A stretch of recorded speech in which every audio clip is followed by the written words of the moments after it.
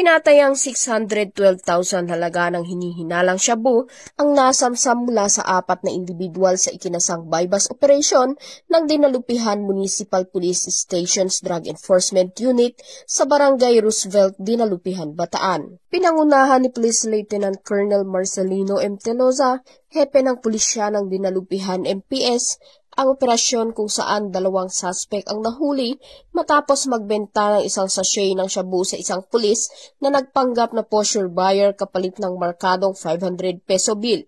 Kasabay din na aresto ang 2 pang individual na aktong gumagamit ng pinagbabawal na gamot. Na-recover mula sa mga suspect ang markadong pera, 5 medium-sized sachets at 3 small sachets ng hinihinalang shabu, pati na rin ang ilang drug paraphernalia.